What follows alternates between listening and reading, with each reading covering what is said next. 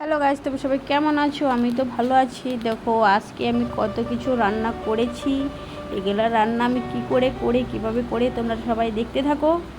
দেখো এখন আমি বানাবো ডাঁটার শাক বানাবো। শাক বানানোর জন্য ডাঁটা কড়াইতে দিয়ে, কড়াইতে কিন্তু সর্ষের তেল দিয়ে নেই, খালি ডাঁটা দিয়েছি আর একটু নুন দিয়ে ভালো করে নাড়াচাড়া দিয়েছি। একটু দেখো জল বেরিয়েছে অনেকগুলো, জলগুলো ফেলে দিয়েছি। কড়াইতে এখন সর্ষের তেল দিয়ে শুকনো লঙ্কা চিড়ে দিয়েছি আর রসুন দিয়েছি, ভালো করে ভাজা করে এখন শাকটা দিয়ে শাকটা ভালো করে নাড়াচাড়া দিয়ে এই দেখো শাক হয়ে গেছে, নামিয়েও নিয়েছি। এখন রান্না করব হলো টমেটোর চাটনি বানানোর জন্য পেঁয়াজ দিয়েছি প্রথমে, আর রসুনটা দিয়েছি। পেঁয়াজ রসুন একসাথে ভাজা করে আলু দিয়ে দিয়েছি, আলুটা হালকা নাড়াচাড়া দিয়ে নুন দিয়েছি।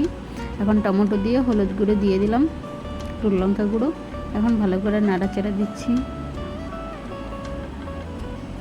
দেখো টমেটো চাটনি হয়ে গেছে, এখন নামিয়ে নেব।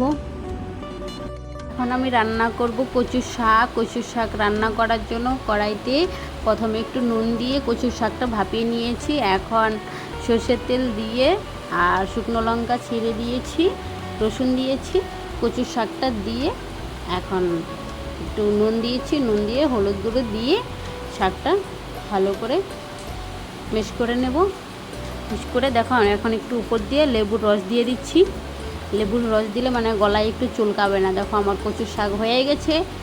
এখন বানাবো হলো আমি আলু ডিমের ভর্তা। আলু ডিমের ভর্তার জন্য শুকনো লঙ্কা ভেজে নিয়েছি, শুকনো লঙ্কাটা ভালো করে মেখে এখন একটু পেঁয়াজ দিয়ে আর একটু সরষের তেল দিয়ে ভালো করে মেখে এখন আলু আর ডিমটা ভেঙে নেব।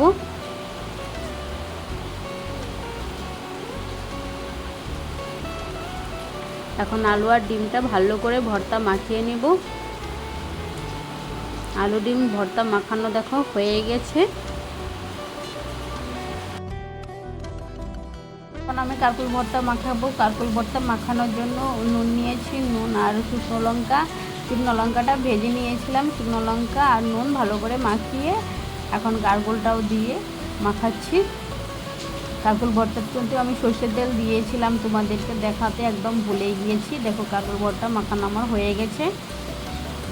ফাইনালি আমার রান্না কমপ্লিট হয়েছে। তোমাদেরকেও দেখাচ্ছি, আমি সবগুলো রান্না একসাথে রেখেছি এই দেখো। এখন সব এক এক করেও দেখাচ্ছি।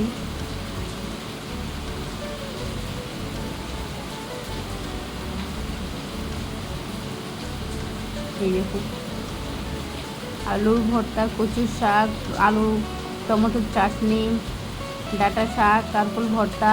এখন আমি বাটি সাজাচ্ছি। সাদা ভাত, একটা লেবু দিয়েছি এক টুকরো, এখানে দিয়েছি আলু আর ডিমের ভর্তা, কারকুল ভর্তা, ডাঁটা শাক, টমেটো আলুর চাটনি আর আছে কচুর শাক। আজকে সব মাংস ছাড়া সব কিছু। দেখো আমি সাজানো কিন্তু দারুণ হয়েছিল। এখন ভাই ভাত খাচ্ছে, আমি ভাইকে দিয়েছি খাওয়ার জন্য। আর আজকে আমার ভিডিওটা এখানেই শেষ দিচ্ছি। ভালো লাগলে লাইক কমেন্ট সাবস্ক্রাইব করতে ভুলবেন না। টাটা, ভালো থেকো।